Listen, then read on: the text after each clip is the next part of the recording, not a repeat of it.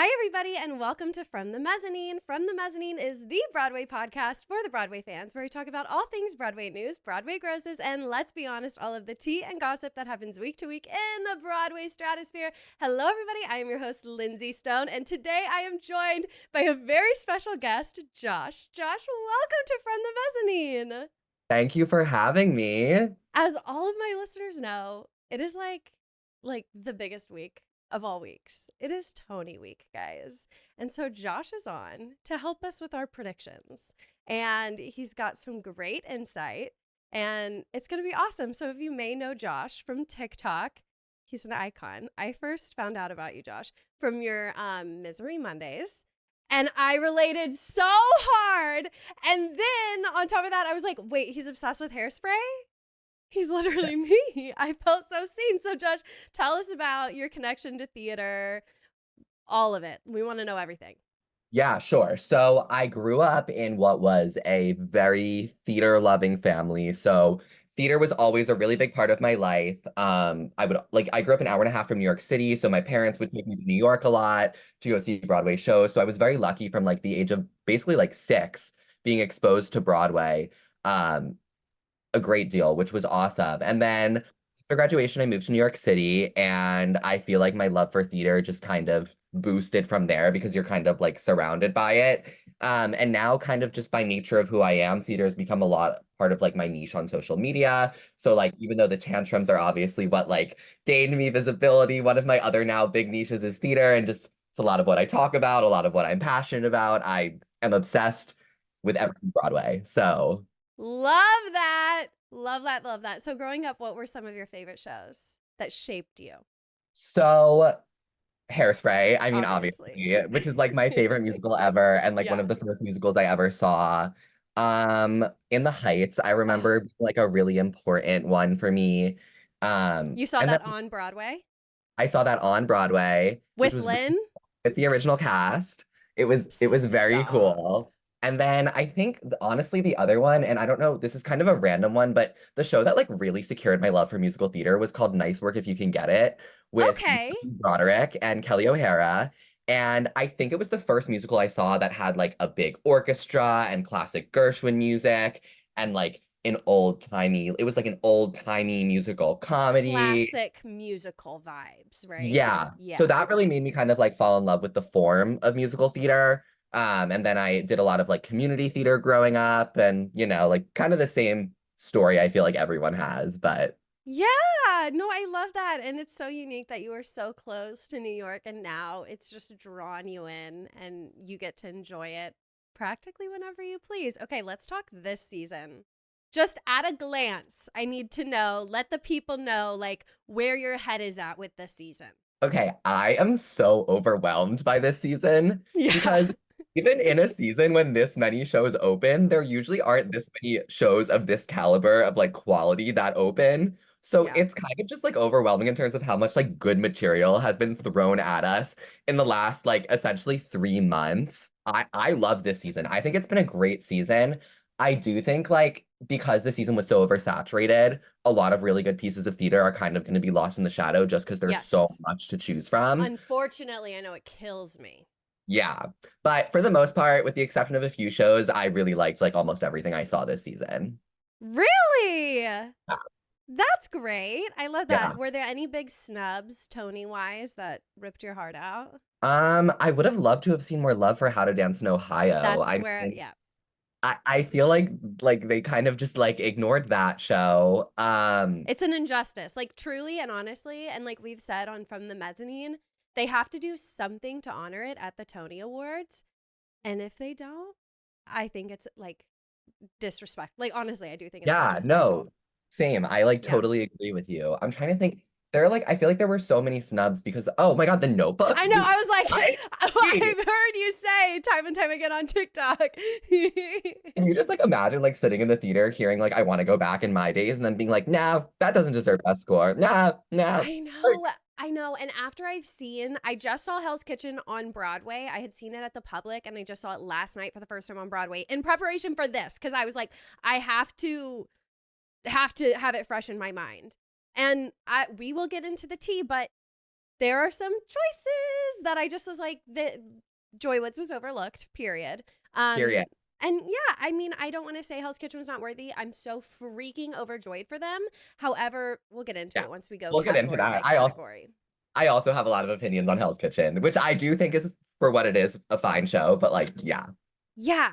So my main takeaway with Hell's Kitchen in seeing it last night was that the plot and the story, it's not cohesive for me. There's a lot of different plot lines. And while I do enjoy where we're going, it's just we're tracking so many of Allie's relationships, like with her mom, her father, her with Nuck, and then her relationship to the piano teacher and music. And I feel like we really should have just gone in like one solid direction. Yeah. And I feel like it should have been the music.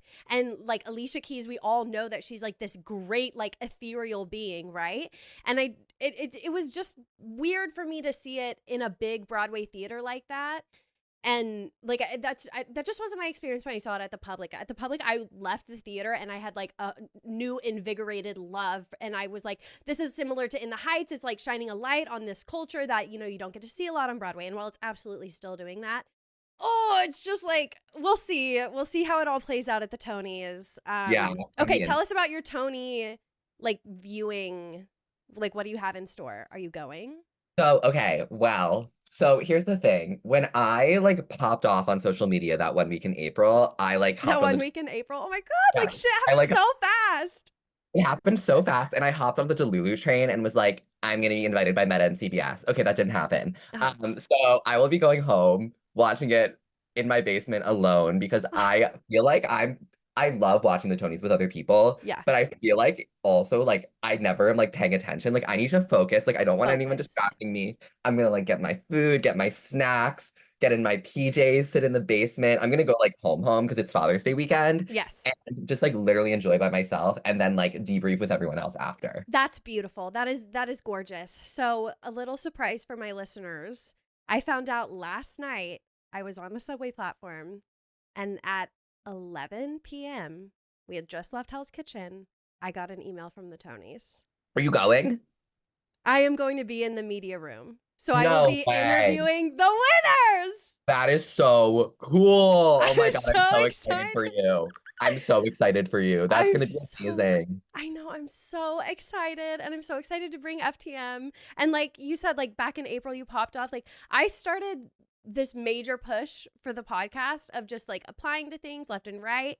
And it's amazing what happens. So Yeah, you'll be there next year. I'm I sure. hope so. I'm sure. Hope so. It's my dream to do like the red carpet or something one day. I would just like love to like yap with all those people. I'll share my trade secrets with you later about how we can make it all happen. Okay, Slay, should we get into our predictions? Let's do it. Should we kick it off with the big ones or should we save them until the end? What are you feeling? I feel like we could kick it off with the big ones. Yeah. That like when we go into the more specific ones, you know, like it's already explained a bit. Yeah. Okay, I love that. So let's kick it off with best musical. So in this category, everybody, we have Hell's Kitchen, Illinois, The Outsiders, Stuffs, and Water for Elephants. Josh, tell me. Okay, so there's a difference between what I want to win and what I think will win. And my predictions are like in the middle of that too. It's like, here's what I think, here's what I want. Yeah. I feel you.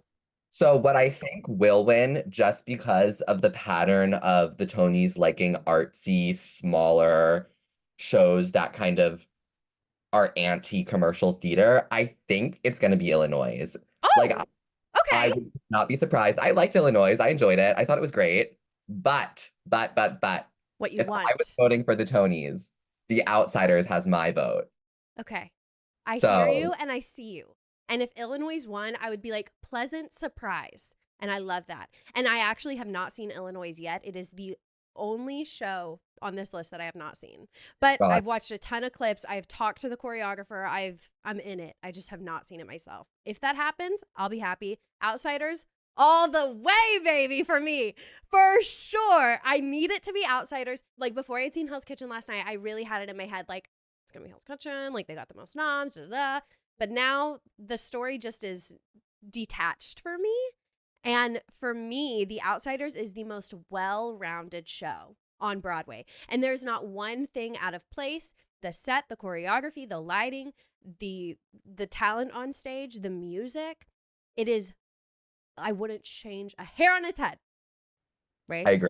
I agree. I loved it. It was so perfect and the staging is so good. And like I think it would just be like really refreshing to see like a musical full of a cast of like a bunch of people our age win Yeah. best musical. Like that would be so cool. So That cast's energy is unmatched. Like nobody else is like that right now. I feel like it's gold. It's gold. they're like Okay. so excited to be there, I feel like, because they're like it's like all so new to so many of them. I know, I'm so happy for them. Okay, so your heart is with Outsiders, but your true prediction is Illinois. Illinois, yeah. Okay, I feel like that's going to surprise some people. Okay, let's go musical revival. You're going to make fun of me. Okay. So I've only seen Guten. Oh, I guess I've seen three of them actually. The only one, have you seen Cabaret yet? No, Okay, I haven't either. I don't believe that it'll win No, neither with do the I. critical reviews. I think it's obviously gonna be Merrily We Roll Along. I think that's like a slam dunk. But Yeah. I will say I loved the Who's Tommy. I know that's like not a popular opinion. Oh, I haven't seen it yet. I want to see it. You loved I it. I loved it. Does it make any sense? No, but it's Okay. great. Like it's great. Okay, with your review, like then maybe I would like it because the things you said about Gatsby, I love The Great Gatsby. Like literally. Right? I'm obsessed. And so I felt seen when you released what you said about it. So maybe, I mean, I trust your opinion. So maybe I would like Who's Tommy. And I think I I would. Like I've talked to Ali and he's just so cool. I'm going to be fully delusional. My prediction is Gutenberg and that's that. Like that's all I'm saying. Whoa. Okay. That show is my number one of the entire season, like over Okay. Outsiders, which is psycho. We saw it 6 times. I have all the hats. It is like my whole heart is Gutenberg. I'm obsessed with it. So that's my prediction. Wow. Do you really love Gutenberg? I really liked Gutenberg too, but I feel like it was like a little bit long ago now, so I feel like it might be get forgotten and like lost It in the mix. is. I know, I know, I know. And B, the thing about Gutenberg, I feel like is everyone has like a very different experience there because it like kind of also rides on like who is your like guest at the end. Like I know Sure. people who had like I had John Stamos, which was like really cool. But like I That's a know people who had massive like get, yeah. random guests and like came in really excited and then were like, oh, like it was someone I didn't really know. But They I like always like posted who it would be. Like I went for Lynn because I knew it would be Lynn, you got know? it. But yeah, I know Marilee's gonna win though. I know, guys. I know. Have you seen Marilee? And I loved it. I I loved loved it. it. Yeah, it was great. It was Yeah, but great. I'm just gonna be delusional, and that's fine. Okay, let's go leading actor in a musical. Okay, so I think this is Jonathan Groff's to lose. Um, I think he's like paid his dues in the Broadway community, and Mm-hmm. he is like carrying this show. Like he's in the whole thing. Like it's a big role. Mm-hmm. Uh, he hasn't won a Tony before. He's been nominated, but he hasn't won before, right? Right, I believe that's right. I know there's a lot of talk about like Brian Darcy James winning. I did not see Days of Oh. Wine and Roses, so Mm-mm. I don't know. I feel like it's gonna have to be Jonathan Groff, but also big fan of Brody Grant. Think he's Mm-hmm. great in The Outsiders. Don't think he's gonna win, but would be thrilled if he did. So I'm fully delusional. Like it's Brody Grant. It's Brody Grant. For me, I've already said it on the pod. Like I don't feel like Jonathan Groff's role is necessarily difficult for a actor to play. I truly don't. Like vocally, it's not a very tricky role. And I feel like every male in Broadway has played like the egotistical dude. And it just feels very like mainstream for me. And I agree with you. You're absolutely right. Like Johnny is getting his flowers with everything. Like he just got the Sardies. It all makes sense. But I don't think that this is it. And for some reason, I was just very unimpressed with his performance when I went, like truly. And I've always loved him. So I was shocked. Interesting. Yeah. I don't know if it was because we were further back, but for me in Merrily, like Daniel Radcliffe carried. Yeah, he was Um, great. yeah. So I just don't see it. And I think Brody plays a very difficult role. And yeah, he narrates the entire thing and he goes through so much. So I will not be surprised. And I really think he has a great chance of winning. Fully in I for Brody. I would love to see him win. I would love to see either of them win. So Yeah, absolutely. Oh my God, for sure. It's insane that Jonathan has not won yet. Okay, yeah. so in that note, let's go to actress. All in a right. musical? So, first of all, I just need to like say I was not a fan of Lempicka at all. Okay, Like, I like usually like don't like to get on my soapbox about shows I don't like, right. but I felt really like jibbed out of my money with everything about Really? Lempicka. Like, it might have just been a bad day for her, but like Eden was flat, very Wow. I just like did not think the show came together at all. It was like it reminded me of like those like have you ever seen those SNL skits that's like bad high school theater? Yes. Yeah, that's Yeah. what Lempicka reminded me of. Stop. Oh my Um, God. I know I have like a really harsh opinion of I never Lempicka. saw it, so I have no Okay, opinion. so that's that. So I don't think it's gonna be Eden Espinosa, but Okay. I hope she can come back to Broadway and redeem herself because she's great. Yeah. I think it's gonna be Malia Joy Moon. I'm with I you. think it deserves to be her. And like literally, like my friends and I, like we call Hell's Kitchen like Malia joining me in the musical because like that's literally what it is. It's like Uh-huh. that with kaleidoscope. And like Yes. she carries that whole thing. She is that show. She's so talented to a point where you're just like, are you gonna be like the next fucking like Beyonce? Like it's Right. insane her stage presence. It's crazy. So I'm Team Malia Joy Moon. I can't see it going to anyone else. I really hope she gets it. Yes, I retweet everything you said. And for some reason, I just don't feel like this category is all that stacked. I feel like it's going to be handed to her. I really do. She just Yeah. carries that show. Okay, where do you want to go next? Should we do featured? Okay, let's do it. Featured actor? Sure. Okay, this is quite possibly the most stacked, but I do feel like there's an obvious front runner. And I I do think it's going agree. to be I think Daniel we're probably in Radcliffe. agreement that the front runner is Daniel Radcliffe. Yeah. But but we have a really great performance from Joshua Boone and a really great performance from Brandon Victor Dixon. Oh, Yeah, really? I love him, but I just think he's like has a great voice. So like I think if he opened his mouth in like any context in any show, I'd be like, he did so good. But like Yeah. No, his voice is insane. But last night we were like, we don't see it. We thought he should have been out and Brent Comer from Outsiders should have been in his place in the oh, category. 100%. Anything from Outsiders could have replaced anything for me, but like Yeah. oh God, I hope Joshua Boone wins. Yikes. I love Daniel Radcliffe. Daniel Radcliffe, I will say, does deserve it, given that he's been in like so many Broadway shows, is a huge star, has never won a Tony, has like, given his all to the Broadway community. I saw him in How to Succeed like a Oh, really long wow. time ago. And he's like obviously like stayed on the stage since and like has like really continued his stage career. So I think he deserves it. Yeah. I think he paid his dues, but if Joshua Boone won, I would be jumping out of my skin. Same. But for me, I went in thinking, with that stereotypical mindset, this is stunt cast Daniel Radcliffe. I did not think I would be floored by his performance. And for the next couple of weeks, all I was thinking about was like the mutter, like that whole scene is so good. So, yes, we are in agreement. But if Joshua wins, I will be so proud. So proud. Okay, featured actress. Who are you going with? This is a hard one. Yeah, it is. I think Lindsay will win because of the lore of Marilee and how big this category is. Mm-hmm. I would love to see like Nikki M. James win. I thought she was really great in Suffs. I will say, for what it is, I really liked Suffs. I know Suffs has like a lot of people have like mixed opinions on Suffs. Yeah. I really liked Suffs. I thought she was one of the best parts of that show. But then again, like I also really liked Keisha Lewis and Shoshana Bean. Like this is a hard one because there's 7 people nominated. Yeah. So This is a very stacked category, possibly the most. I do think it is going to go to Lindsay Mendez, and I do believe that she is worthy. I think out of the Marileys, out of all of them, she is the one with the most difficult role that changes so much over the course of the show. And she really puts her heart and soul. And then I also can't help but think about like time on stage. And Lindsay is on stage a lot more than some of the other actors in this role, such as Nikki, who is so amazing and makes such an impression when she is there.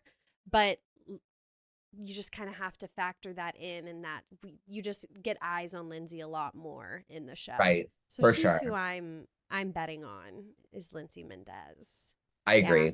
And it's so deserved. And Yeah. it's hard because, oh my gosh, this entire year it's just been Merrily, and they've been making so much money. And so you want the underdogs to win, right? Right. Like they don't need the awards. Yeah, but when they Yeah. earn it, it's just like, yeah, It's great. they deserve it. Yeah. Okay, let's go book. Book of a musical. So in Okay. this category, guys, we have Hell's Kitchen, The Outsiders, The Notebook, Suffs, and Water for Elephants. Okay, so I haven't seen Water for Elephants yet. I'm Okay. waiting to go with my friends from college because one of our really, really close friends from college's dad is the lead. So, Stop. yeah, Greg What? Ackerman. So does he play the older version of Grant Gustin's character? Yes, he plays the That's older him, version. their dad? Yeah, so my friend Ethan, my really, really dear friend from college, his Shout out dad, Ethan.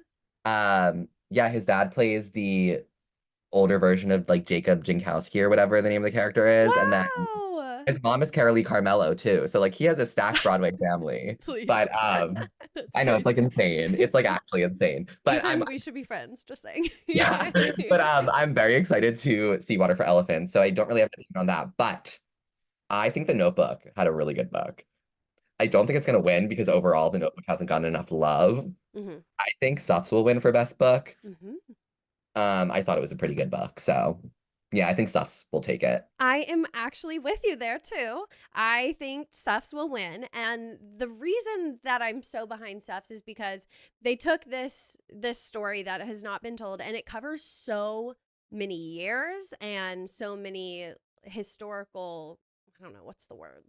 Historical, Like events. yeah, that are not typically depicted, and Mhm. it does it very linearly and very smoothly for me, and it presented all of the material in like a digestible way, and it's not Yeah, always easy to do that, especially with historical shows, and I feel like this was a very, very difficult show to write, and they yeah. were making, I heard like when it was at the public, it was 3 hours long, and so they have made so many changes. I just think it is, I do think the Outsiders could easily win this, I but agree. there's something I love about the fact that this is all taken from the history books rather than like a physical book that kind of gives you the plot, you know? Yeah. I really what something else I really like about Suffs, and I don't know if they like set out to do this or it just kind of like happened by result of the changes they made, was like for me, I felt like it didn't necessarily like make me walk out like thinking anything or like with like a super deep message, but like I learned a lot during the show and like it taught me a lot. It was almost like Schoolhouse Rock in a way. Like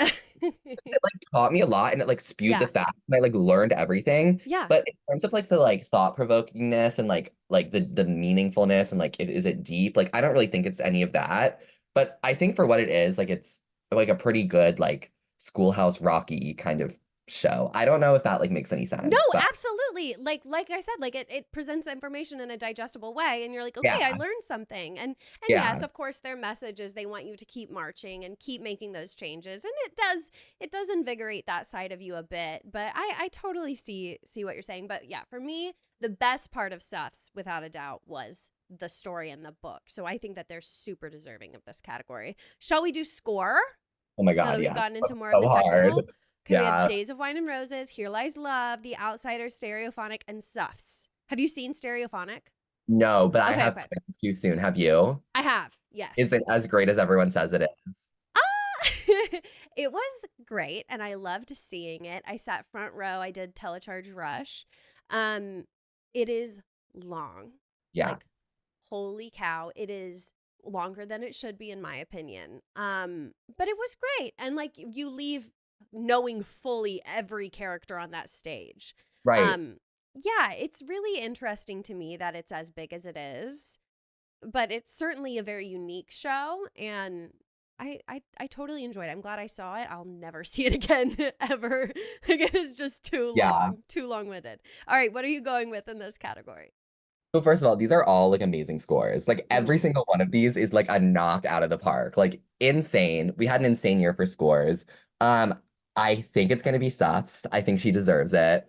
I think Wow. it's such a good score. Like I think those I've been listening to those songs since the soundtrack came out on Thursday nonstop. Like I think Suffs is like bop after bop after bop after bop. Like between like the like how will we do it when it's never been done? Like that whole thing. Yeah. And like the song with the fire and like Lucy's song at the end, like those orchestrations and like oh Okay. I really, really like the soft score. But I also love the outsider score, duh, because it Yeah. rocks. So, you know, But our tough. prediction is Suffs. My That's our prediction winner at the sucks. end of the day. Yeah. I hear you. I need to give the Suffs soundtrack another listen. I certainly liked it, but that was not the most outstanding thing about Suffs for me. Without a doubt, for me, this is going to Outsiders. I have listened to that soundtrack. It's already probably like gonna be on my Spotify Wrapped with how much I've already listened to it. I can't stop and I won't stop. So I do think that it is going to go to them. But like you mentioned about like Illinois winning Best Musical to be like hip. I won't be surprised if they give it to Stereophonic, even though there's like I don't know how you would compare because there's not nearly as many songs in Stereophonic and they're not really telling the story of the show. They're just you know, like a band songs. I have heard the music though, and I think it's unreal. The Stereophonic songs. Yeah, I no, think they're good. Oh, good. Yeah, Yeah. they're a certified bop for sure. Okay, scenic design of a musical. We have Outsiders, Hell's Kitchen, Water for Elephants, Here Lies Love, Lempicka, Back to the Future, and Cabaret. Do you have a selection here? So this is a this is a tough one. Yeah. I don't think it's going to be Here Lies Love, first of all. I know a lot of people think that because of the moving stage. No, it's Right. not going to be that. I think it's going to be Back to the Future, and I think it deserves it. Oh, wow. I haven't seen it. I haven't seen Back to the Future. Should I? The flying car is really cool. So Yeah. Chitty Chitty Bang Bang Part 2. Maybe maybe Cabaret will win because it's like they did that entire theater. But I don't see that as like a scenic change. I see that as like a construction project. Best scenic designs for me is like the actual like set itself, not like the way you like reconstructed the theater. So Absolutely. I feel like it's gonna be Back to the Future, but I haven't seen Water for Elephants either, so I don't know if it could be Water for Elephants. I do not believe that it'll be Water for Elephants. That is probably, out of the shows I have seen in this category, it's incredibly minimalistic. And there is a really cool illusion with the tent going up, but I do not believe that it'll go there.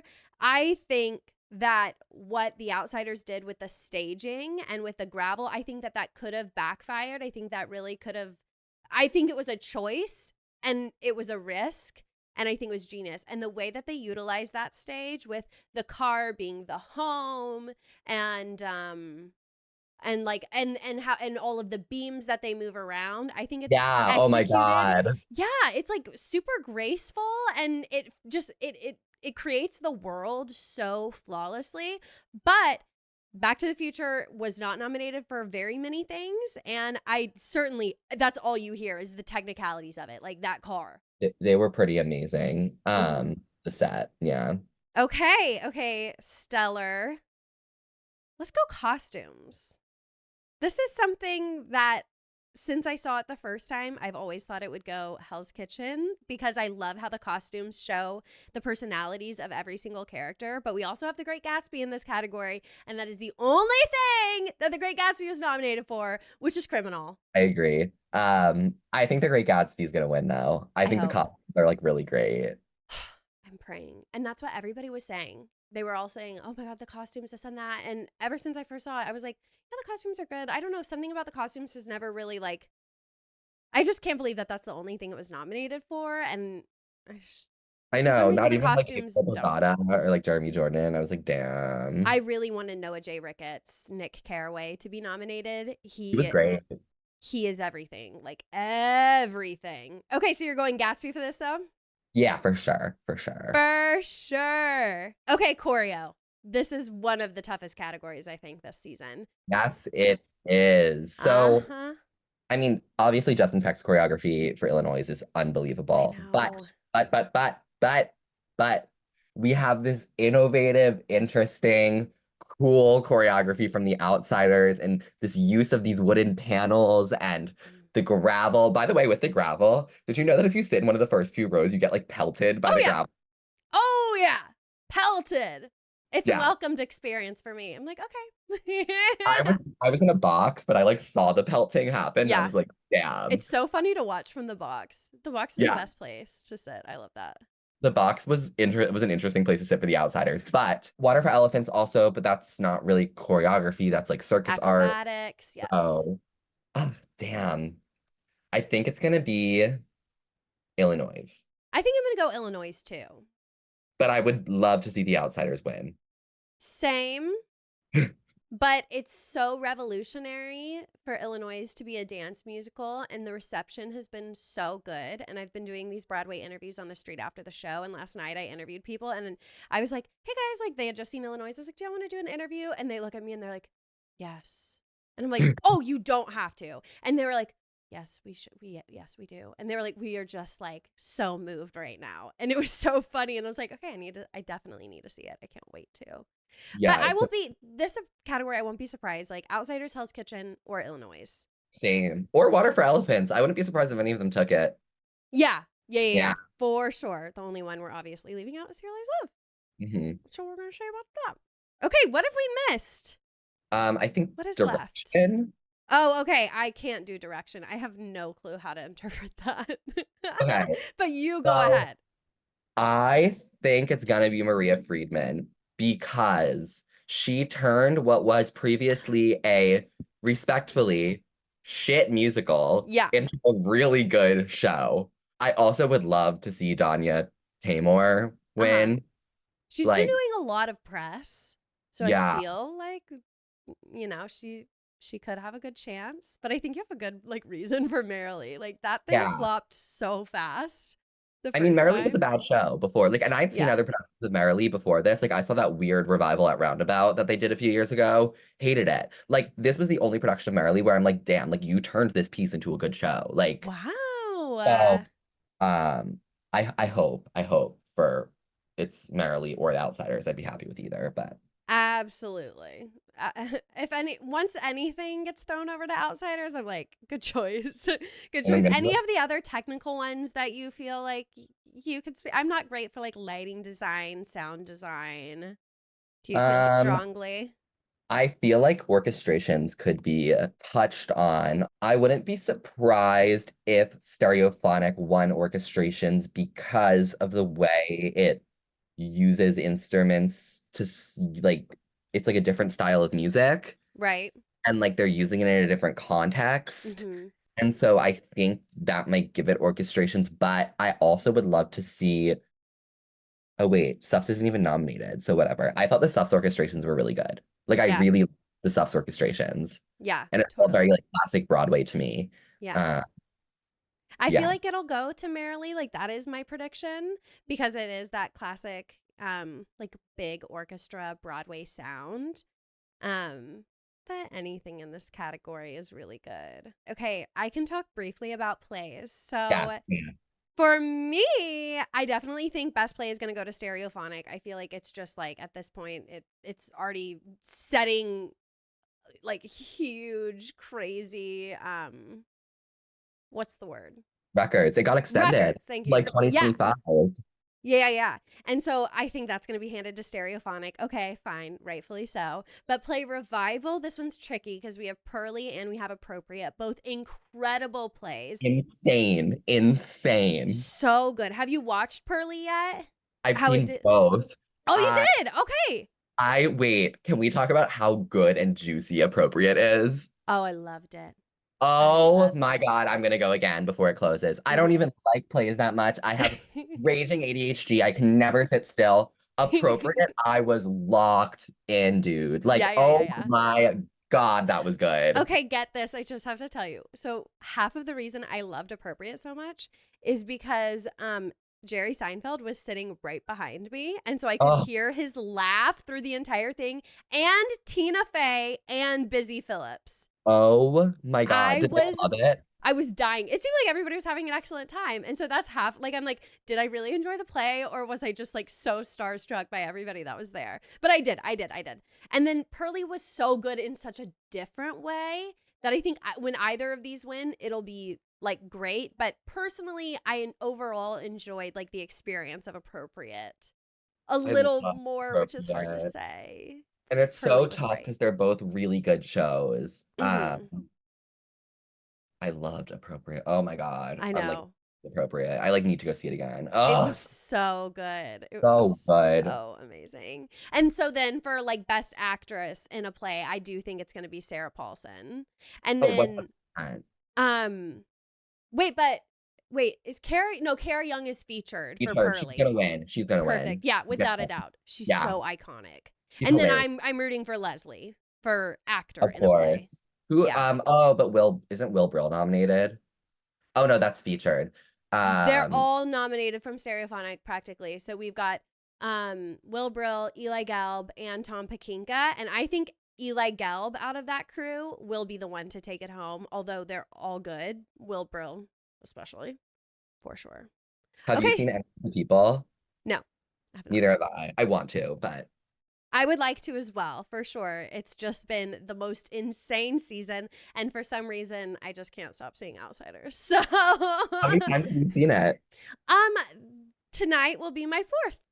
Oh, that's like pretty okay. That's like good. Yeah, I mean, I saw it for the first time like maybe 2 months ago, I Got it. guess. So, yeah, like it's casual. I just like when I see it, like last night we were sitting in Hell's Kitchen and we were like what if we were at The Outsiders right now, you know? Like it's just Right. when you Right. find the thing you love that just gets better every single time you see it, it's just hard to like go see something else, you know? That was like me with Kimberly Akimbo for a while. Oh Yeah, yeah. I saw it like 6 times. Oh yeah. That's my Yeah. best friend. She's obsessed with Kimberly. She saw it 14 times. Ah. And yeah. Like when it was closing, she couldn't like stop going and seeing it just because she loved it. Yeah, it's a great show. Oh Okay, Josh, thank you so much for coming on From the Mezzanine. my God, thank you for having me. This was so fun. Anytime, if you ever want to come back, the invitation is always open. Tell the people where they can find you. So you can find me on Instagram and TikTok at Josh Rosen, JOSHROSEN_. Would love for all of you to tantrum along. And gab about Broadway with me. So thanks for having me on. You're the absolute best. Thank you so much for coming on. Okay, happy Tony season.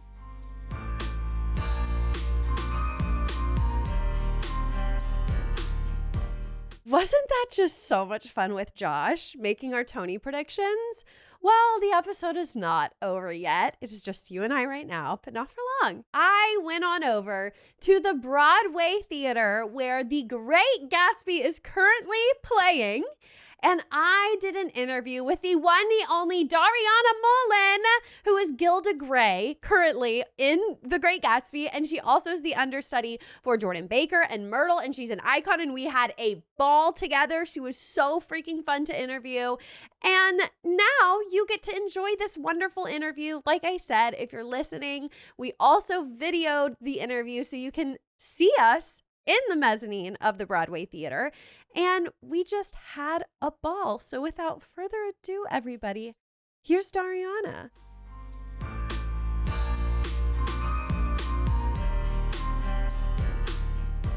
All right. Hi, everybody. I am here with Dariana Mullen. Hi, how are you? I'm good. How are you? Good. Welcome to From the Mezzanine. Dariana is in The Great Gatsby on Broadway right now. She's in the ensemble. She plays Gilda Grey, and she understudies for Jordan and Myrtle. I do. Tell us about that. How's Great Gatsby going? It's been a whirlwind. Mhm. It's been, I keep on waiting for like the train to slow down and it keeps like barreling forward. It's been amazing. The fans for this show are insane. I don't know if you've seen the photo. I'm one of them, for sure. Big time. Yes, Big hey, time. There's this photo from our first preview where we all finished the show and we leaned out of the stage door looking onto the street, and the street was like packed with people with green lights, and everyone just started like, it was giving One Direction. Oh my God. And everyone was like screaming and like all these, like a sea of green lights. It's been insane. And like, doing the show has been so much fun. Everyone is like so nice and goofy. Mhm. We're all laughing the whole time. So it's been like amazing. It's been amazing. I love that. Would you say that you have a Broadway bestie in the show? Oh, I have a few. It really depends on the vibe. Okay. Because like in the dressing room, Kayla Pecchioni and Sam Polino were super close. Now, like say, like I'm a gamer. Oh yeah. I love to game. Yeah. So like when I need to game in between shows, that's Jeremy. Jeremy is my gaming bestie. We've been playing Mario Kart together since Paper Mill. Stop. And I'm trying to think. Wait, I have a question for the girlies out there. What character does Jeremy Jordan pick in Mario Kart? That's a great question because he is a short king. So I think he likes to stick with that theme. He's been picking. Wait, let me go back in time and think. I'm picturing like a Yoshi, maybe. He had a Koopa Troopa, I fear. Oh, okay. I fear. I've been in my Baby Mario era, but he's always like, you need to pick a light character because a light character will be lighter on the bikes and that'll make you go faster. So the logic of it all. He's in his Koopa Troopa. I think he does a dash of Link, a dash of Yoshi. Okay, there you have it. Answering the big questions everybody important. needs to know. What Jeremy Jordan is playing as in Mario Kart. It's super real. It's paramount. It is paramount. And how would you say the character he picks, leads into Gatsby? That's a great question because I think one of the biggest things about Gatsby is he's trying to be very pompous, very charismatic when he's just really kind of a scared guy. And I think that feeds into Jeremy's choice as well. Jeremy is very scared of losing in Mario Kart, and I'm going to double down on that. I love that. Okay, very nice. Let's go back in time, Dari, and let's learn a little bit about how you got your start in acting and how you got to Great Gatsby on Broadway today. Oh, it's so crazy and weird to reflect on this because it still feels fake. I keep on waiting for it to like feel real. Yeah. And it's not feeling real. Like it Really? still feels like I've been saying this feels like one big manifestation exercise where like you really convince yourself that like I'm going to be on Broadway. And I feel like I've really just like manifested it. Yeah. And it's like I'm not actually here. Like Right. this has to be like one big bit. Uh-huh. But I started when I was about 5 years old or 6 years Wow. old. One of my friends was doing this summer camp Okay. and they were doing The Music Man. And I wanted to hang out with her. I thought she was so cool. So I was like, work, I'll do it too. Mm-hmm. And I went into this camp and I was like, God, like, this is so weird. And I remember going up to the director and being like, I want to be the lead. And she was like, hi, what's your What's name? your name? Can I you was like, sing a little? say less. And I did not get the lead. And that's so okay because I Aw. was not giving leading lady at that time. I Yes, was giving you were, 5. though. You walked up to the director and said, I'm the lead of Music Man. So Rachel Berry. I'm Sutton Foster. Put me in. And I went in and we did Music Man and I was like, okay, like I guess this is fun and like people liked it and I liked that like my whole family came to the show and I was like, oh, this is more fun than like a soccer game because like everyone got to come and we all got to like watch me and then we all got to have dinner afterwards. Yeah. So I was like, okay, I guess I'll keep doing it. And I just sort of kept doing it and doing theater and I just started to love it more and more and more. Oh, yeah. And then eventually I just did Hoboken Children's Theater. I was like, loved that place. And then high school came around. I ended up going to this performing arts like magnet high school. And I was Okay. like, work, this is so victorious of me. Like, and I was a theater major. And then I did like my play era. And I was like, oh, this is really fun. Mm-hmm. And then I, did the whole college audition process, which Yeah. is its own, like, deserves its own, like, monster podcast, how insane it is. But I did that, and I did Elon University. Okay, yeah. Which I loved. Yeah. Loved So many those. amazing people come out of Elon. Oh, my God. Yourself included. Oh, my Yeah. God, please, I'm so For sure. flattered. It was, like, such, like, a college. I mean, like, Mhm. I was, like, Greek life and friends and football games. You have, like, the perfect balance. And then I graduated in 2021. Okay. I did like a summer stock here and there. I did a reading of Muriel's Wedding, and then this. Wow. Wow. And I was like, just like hoping and praying. I mean, like when I got the first audition for it, they said like Broadway, spring 2024, and I was like, did they really? for Paper Mill? And I was like, no way, like no way, this is gonna go to like Broadway. When you did the audition for Paper Mill, it already was in like somewhat in the zeitgeist of this is expected to come in 2024. They were to like, Broadway. we're shooting for it. Okay, They okay. weren't like, we're gonna go to Broadway because Yeah. you never know. Right. But they were like, we are shooting for Broadway spring 2024. And I was Okay. like, this is insane. Like whatever. And I just went in and I know. Holy cow! Like the pressure when the you saw pressure. that. And I was like, okay, whatever, like whatever. And so I went in. whatever. This is It's so- not real. this is It's so- not real. Literally, exactly. I was like so Yeah. delulu. And I was like, this is so not real. Yeah. And I went in and I auditioned for it. And I was like, okay, whatever, that went fine. And then I got my next callback. And my callback, oh my God, I remember the callback was at 4. Okay. And I got a text from my agent at 3 that was like, hey, they're running a half hour early. Can you come in? And I was like, yes, of course, like I can be there right away. Yeah. And so I like threw on my makeup, like it looked awful. I like threw on my shoes. I hopped into like a taxi on 8th Avenue. Wow, yeah. And completely like blocked up. And I'm like, no, I'm not going to make it. So I get out of the taxi. I'm like running down 8th Avenue. And I'm like, I want to be on Broadway. And I get to the audition and the casting director, Stephen Copel, who's like amazing, was like, are you like good? Like, can you give a good callback right now? And I was like, yes. And I went in and I like gave what, you know, critics would describe as fine. And I like, everyone was in the room. Mark Bruni was in the room. Jason Howland was in the room. Our producer, Mr. Shin, was in the room. And I was just like trying my hardest to like charm them and act like I wasn't running down the sidewalk. And then I left it and I was like, I bombed that. Like I left and I was like walking home down 8th Avenue, so Sex in the City, like crying my eyes out. And I was like, oh, I'm never going to be a Broadway. Oh my God. I went to the Gristedes Market, and I got this like pint of Ben and Jerry's, and I was like just eating it like it's over. in bed. Like it's over. And I was like, I got so close. I like journaled about it. I was like, I came to terms. I was like, this one wasn't for me. And I'm gonna let this pass. Did you really come to terms? Oh, I was like, rest in peace to this audition. I can't wait to go see the show when it opens at Paper Mill. Yeah. And then 2 days later, the choreographer, Dominique Kelly, followed me on Instagram. And you're like, this is a sign. I literally like sat in bed. I was like, I either did super well and I must have like done good, or I got it. So I'm like freaking out. I'm like texting my agent, like, what does this mean? What does it mean? And then like a day later or so, they were like, hey, Queen, you got it. Stop. Oh my God. It was insane. And what was your reaction in that moment? I mean, I just like, I did shat. I shat myself. I got up, I like ran into a wall and like, I like called my mom and I was like, I think I got it. I think like I'm gonna be in the show. I called all my friends and family, and this was just a Paper Mill. So I was like, but even so, I was like, Paper Mill was the biggest thing I'd booked. And everybody knew that with this cast, with this production, like we all knew like it's headed for Broadway. And then the tea was, I didn't even know about Jeremy and Eva. Oh. And so I was just like, like I get to be in a play. And like I get to be at Paper Mill, and I'm from New Jersey. So I was like, Paper Mill is huge. Yeah, it's close to home. Yeah. And I auditioned for their youth program and I didn't get in. Oh. So this was a redemption era. And I was like, I get to be at Paper Mill. This is so fun. And then I found out we got like our cast, we get like a headshot portrait thing of everyone who's in the show. So like say across an ensemble. I open up that thing. It says Jeremy Jordan, Eva Noblezada. I said, huh? Who? There must be another Jeremy Jordan and Eva. There must be another one. It can't be them. Because it can't be them. No way. Not in a show with me. And then I see Samantha Pauly and I'm like, shut up. Are you kidding me? Yeah. That's actually insane. Yeah.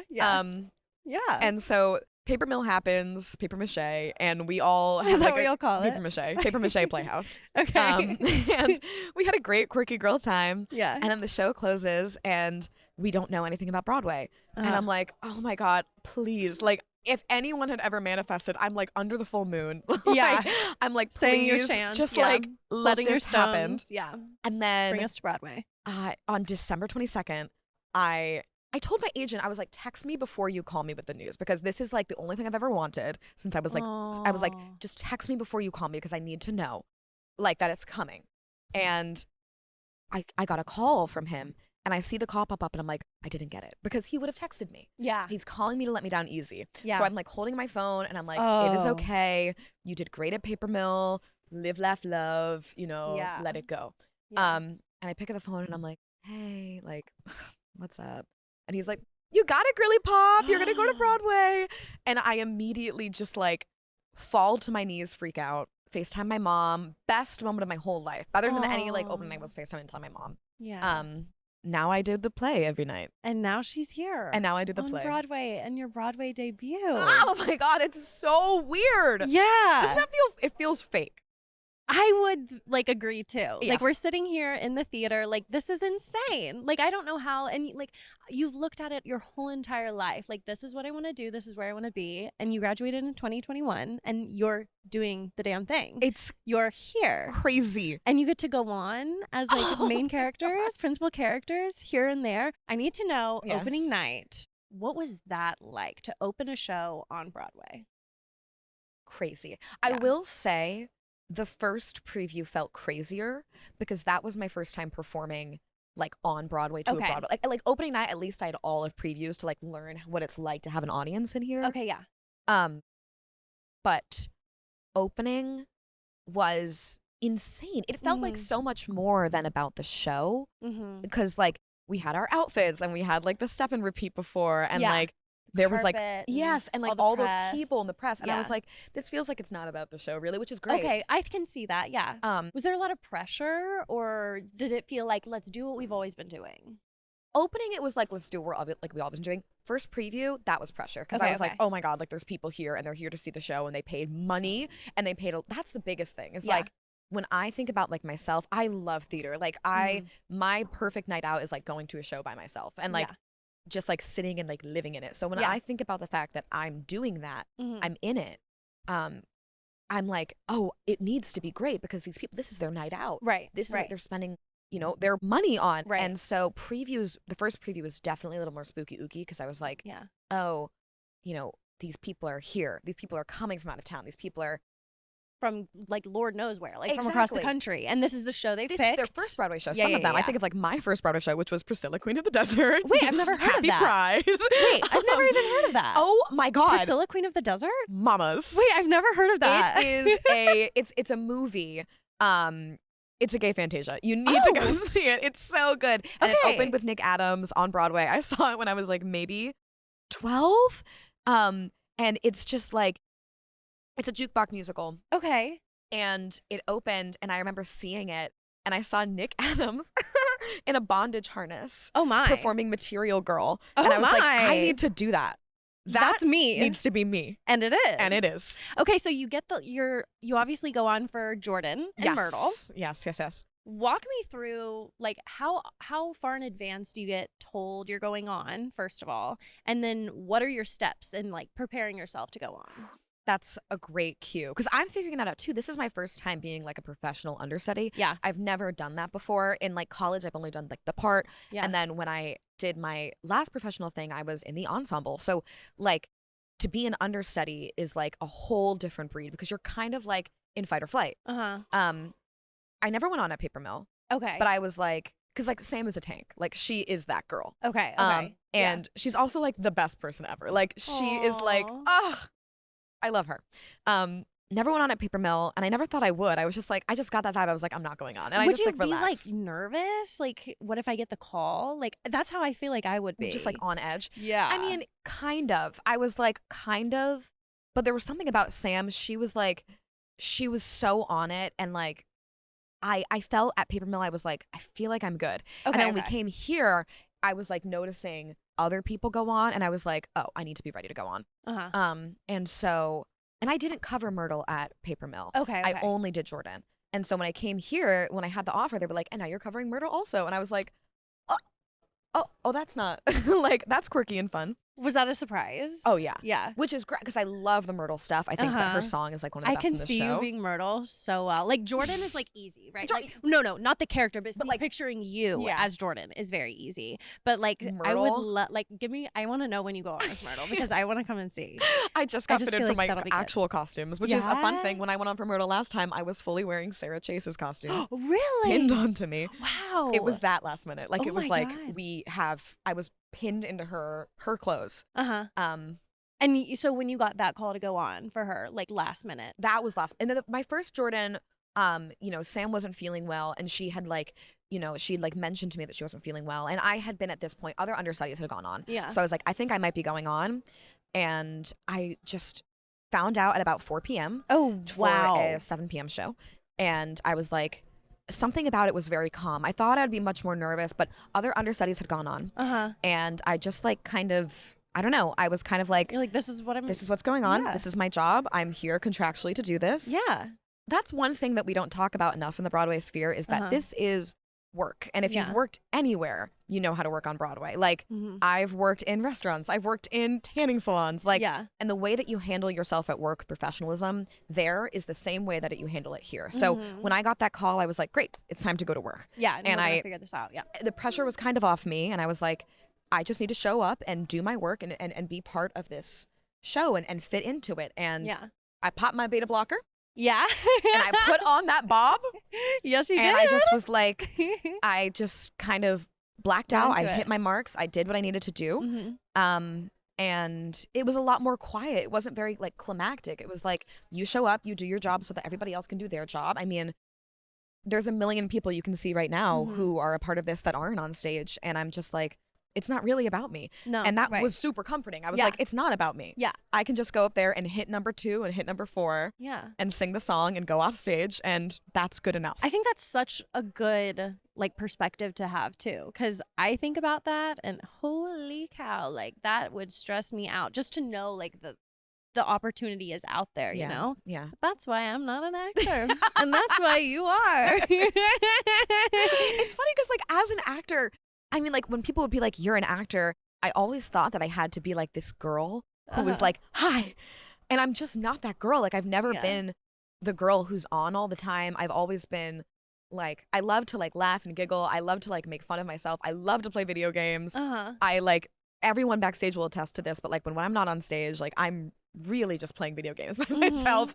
And I thought that to be an actor, I had to be a lot more like palatable and like swaying to everybody's like beck and call and like all this stuff. And it's you don't have to be. You just have to be a person who acts. And that's been really nice. So when I do my job and I go on and I do the play and I like leave and I go home, it's starting to feel more like work. And I don't remember who said this in the cast, but someone was like, acting is an act of service. You're doing this for the people there. You're not doing it for you. At that point, it becomes self-serving. You are doing it for the people who have one night out a week, and this is what they spent their money on. And you have the chance to give them like an hour and a half of like not having to think about what's going on in their life. It's an act of service. So it's not even about you. And so when I got that call, I was like, cool, but it's not about me. It's about the people who are there, and I want to have a good show for them. I think that's such a good approach, and I can tell that that rhetoric comes through in this show in particular because the audience is hanging on to every single word. They're having so much fun. Seeing it in Paper Mill and being able to compare it to like the Broadway show now is such a unique perspective. Like I loved hearing everybody just scream when Jeremy came out. My God. And I was my God, the entrance applause, please. Yes, it was like out of this world. And then like just everybody laughing. Like not every Broadway show, like it has to do with the book. It has to do with the score. I would say a lot to do with the book and like leading the audience on. But like the show is just it's laid out so beautifully and so well. How would you say the audiences have like welcomed this show to Broadway? It's been crazy because like the source material is so well known. So you would think like you would see The Great Gatsby and you'd be like, oh, like that's like kind of intellectual, and it is very intellectual. Right. But we also have like an audience that is so like emotional and visceral. Like we have young people in the audience every single night. We have people who are getting introduced to The Great Gatsby for the first time. Like it's a very like loud and rowdy audience in the best way, because I think that it captures the part of Gatsby that is really emotional. There's a lot of Gatsby that is intellectual. I mean, it's like the great American novel. Yes. It conquers like so many themes that are really intellectual, but it's also really like visceral and like, I don't know how to explain it besides the fact that like it is a party. Like you should not be sitting there and analyzing it. You should be sitting there and being like roped into what's going on. And and that's what the audiences have been giving back. They've been giving back like, we've been getting like fan art of like Gatsby and Nick and like fan casts about the show. And it's bringing a whole new generation into The Great Gatsby. And the last time I read The Great Gatsby was in the 10th grade. And I was like, like whatever. And getting to rewatch it just brings me back to like the film. And like when I saw the film for the first time, I was like, oh my God, wait, I get it. I was obsessed with the film. I loved it. I get the yearning, like professional yearner. Like I really feel this. And that's what I think this show is doing, is it's making the themes of like yearning, love, the American dream, loss, understandable for a modern audience. And it's just so, to see people react so emotionally and so deeply is like, that is the number one good job you can get as like an actor, is that like, this really impacted me. I took this home with me. And that's what I think it's doing. And it's just as fun to do. Like what I can tell. We are giggling and goofing up there. I can tell. Y'all are having so much fun. I was watching you last night as Gilda Grey in your big, what is it? La-di-da? La-di-da. In your big number. And you were just watching everybody with all the tap dancers. I was like, what is she saying? Like, she's having so much fun. We were just being so goofy. And you know what? The funniest part is that the people who you think are like the most professional put together Uh-huh. are the goofiest. Like when I Wait, tell I'm trying you to think of who. Maybe like Eric Anderson. the goofiest, Yeah, the yeah. goofiest man of all time. Like love he him. is a certified goofball. Eva, the biggest goofball I've ever met. I feel like if you follow her like online, you know. She's like, a she's goofball. so funny. But you see her perform and you're like, oh my gosh, what a nuanced, beautiful, in-depth, rich performance. Yeah. And then she comes off stage and she'll like lift up her dress and go, and I I'll be like, can't. oh my God. I can't. Like, are you serious? And the same for like Jeremy. He'll turn around like during La Di Da when I'm up there and he'll be like, boo. Stop. I'll be like, I thought you would be dropped in. But he is. It's amazing what they do. So funny. They are like, it makes the show fun to be in because it's Yeah. like a bunch of friends being goofballs. And you feel that in the audience. Good. Like there are certain ensembles that you see and you're like, damn, I wish I was in that ensemble. Like, get me up there. They're having so much fun. Like, I want to do that too, you know? And y'all are definitely like one of them. And you can tell y'all have such good like camaraderie and everything. It's fun. And then it's backstage too. Like everyone in the crew and like the hair room especially love those queens. We are down there like last night during the show. We were like super bored. Like during Act 2, there's a long stretch where no one's in it. So instead of like sitting there and like reviewing my notes, we decided it would be funny to finger wave one of the swing's leg hair. Stop. Yes. Wait, what? So we all were just like down there like eating candy and like finger waving his leg hair while Jeremy is getting shot. And we're all like, sorry. Daisy. Like it's really is that kind. Oh my God, yes. I'm And he dying. had to get on the one train. Shout out to you, Trammell. I would have loved to see that. Oh, I That have photos. is- I'll show you afterwards. Okay, it was so please. funny. That's crazy. Yes. I was going to ask behind the scenes, like fun stuff. So I think you answered that. Shall we get into some rapid fire questions? yes. Okay, and we don't actually have to go rapid fire. Just take them at, your own pace. We can Okay. talk through them. Okay. Kiss, Marry, Kill, Ooh. Daisy, Gatsby, Nick. Oh my God, easy. Oh. I would marry Nick in a heartbeat. Yeah. Love him. Yeah. And I'm laying a fat one on Daisy. Oh, And I'm yeah. getting messy with it too. Just because like Nick is just so, from when I went on for Jordan, also Noah Ricketts swoon. But Nick as a character is just like the kind of guy that Dariana would go for. I'm like, Yeah? oh, you're so fun and sweet. Like we could just do fun things Oh, together. he's the sweetest. And then Yeah. Daisy, oh my God, the feminine mystique. Uh-huh. I have to kiss her. I'm so Gorge. sorry. Mhm. And then we're... something about Gatsby is He's gone. it's just not for me. Yeah. I'm sure I can see the appeal and Yeah. I love that, but it's not for me. Yeah, So I would I get unfortunately it. have to send this him to death. Respectfully. Yeah. Yeah. Sorry, King. Okay, Kiss, Marry, Kill, Gilda, Jordan, Myrtle. Oh my God. Oh my God. Okay. I'm gonna marry Gilda because something about her is so fun and flirty and fresh. I am gonna kiss Jordan because being Jordan, you get to see there is a part of her that is very like, there's something a little evil about you, which is there's something evil about all of the rich people in The Great Gatsby. Yeah. There's you round can characters. tell. Oh, Yeah. yes, of course. But I'm gonna kiss her though because I just know she kisses good. Yeah. And I'm gonna have to kill Myrtle. Sorry, because I just feel like that's her her plot in life. Yeah. She that- does. Yeah. Yeah. There you go. Okay. What is your fave number in the show? To perform or to watch? Either. Up to Okay. interpretation. To perform, shady. Because Oh. Eric Anderson eats that up, and I love those trench coats. Wow. I was not expecting that. They make these fun noises when you go like this. Yeah. And everyone is serving in that number. It's so hard not to laugh because in Shady, there's like fog and hats. So if you look up, everyone's like, stop. And it's so hard not to laugh. When you watch it again, try to watch people's faces like the ensemble because it is, it's so funny.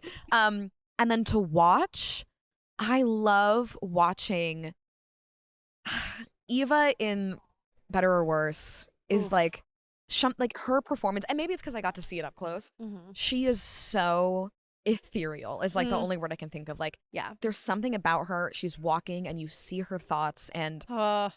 probably that or Jeremy in For Her. I mean, just unreal. I love I that just song. can't. I sit on the side and I watch. I sit right there in the wings, and I get to just watch it. It's like Mhm. I get to be a theater fan and an actor at the same time. It's crazy. And I am so excited for that cast album. I literally cannot wait. The cast Cannot album, wait. I can't wait to listen to it as well. Over and over and over. I'm gonna be on Spotify Wrapped. Yeah. That's what has me dead. Literally. It's like, am I gonna be on You're- Spotify Oh Wrapped? my God, that's such a huge accomplishment. Wait, that's so cool. That's the part that had me gooped and gagged. It's like, That is I'm gonna be so on cool. Spotify, mama.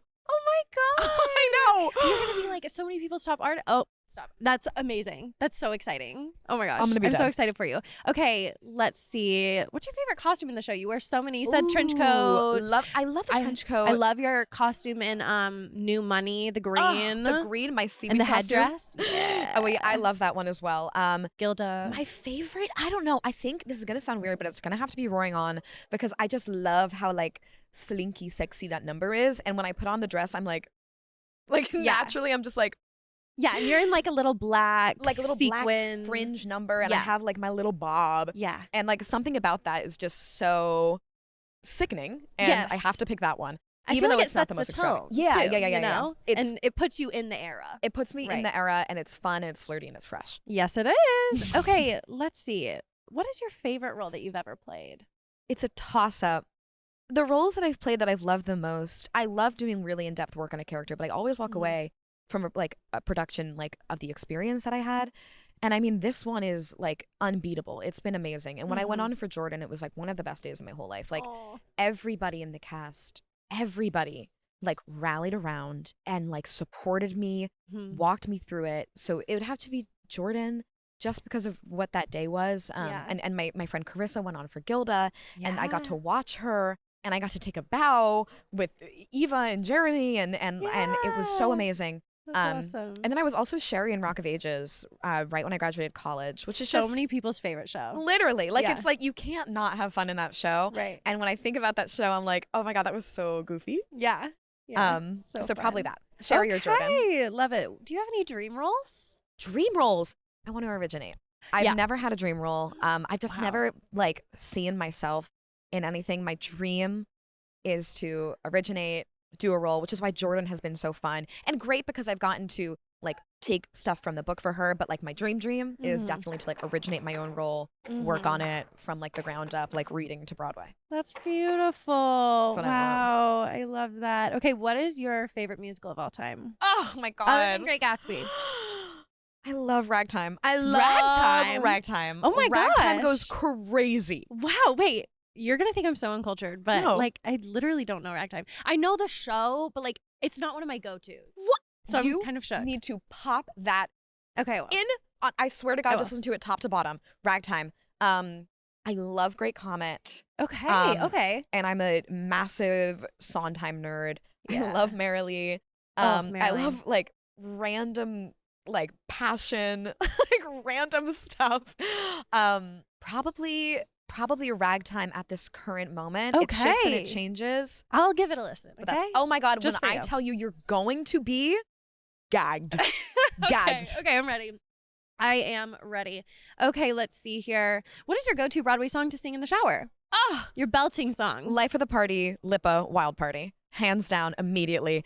And Give I us a heard he little was at the ditty. show tonight, Give us a or little. last night. Don't you wanna be the life of the party? Don't you wanna be Oh my God. the grandmother crop? I love it. I love songs about Woo. parties. And Lipa is a genius, and I cannot stop singing it. It's so sexy and fun. I like and, it. Oh my God. Yes. I like it. Okay, last. Oh wait, no, that was our last question. Okay, yes. that's all the rapid fire. Thank you so much, Dariana. You're Stop. literally the best. No, you're the best. Break a leg tonight on your Thank two-show you. day. We're all This was rooting so for you. Do you want to wonderful. plug anything? Plug. Yeah. Obviously, come and see The Great Gatsby at the Broadway Theater. Oh my gosh. Yes. It's the best. Come see The Great Gatsby at the Broadway Theater. We have such a fun time. Listen to the cast recording when it comes out. Vote. We have a little Audience Choice Awards thing coming up. And other than that, just like stay tuned. We're doing fun stuff. We're all having the best time. We love this show and we can't wait to keep doing it for a hot second. Woohoo! Okay, you're the best. Thank you so much. Oh my God, this was so nice. Yes. This was so fun. Okay, bye. Bye.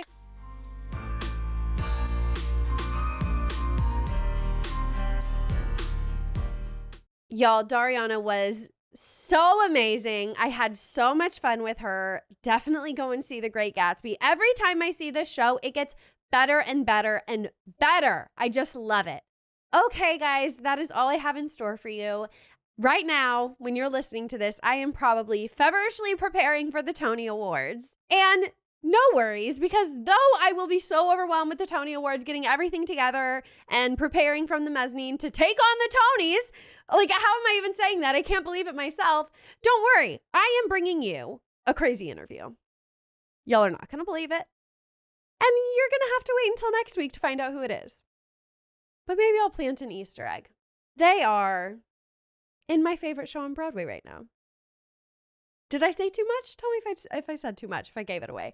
But I'm so excited. The Broadway Besties on the Patreon already know who it is, and I will be releasing that episode this coming week. So you have that to look forward to, although we won't be doing Broadway news. Obviously, I will recap the Tonys after the Tony Awards, but get excited for this interview that's coming up next week. It's going to be amazing. If you're a Broadway bestie, we will be going through the grosses of the week, and I'll be telling you more about the Tony Awards and how amazing everything has been lately. And yeah, guys, go follow Josh on socials.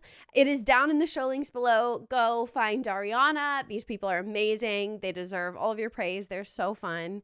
And I had the best time with each and every one of them. And I also had the best time with you, my amazing listener who is listening to From the Mezzanine, wherever you are listening right now. You're the best. And I appreciate you. Okay, guys, I'm seeing The Outsiders tonight. I'm very excited. I got to go get ready for that. Go and follow me on Instagram and TikTok at From the Mezzanine, Lindsay Stone _Broadway on TikTok. However, it's all in the show notes for your convenience. So go ahead, go down there. I got the nicest review this week from Rob. So shout out, Rob. Thank you for your very kind review. I loved that. You are so nice.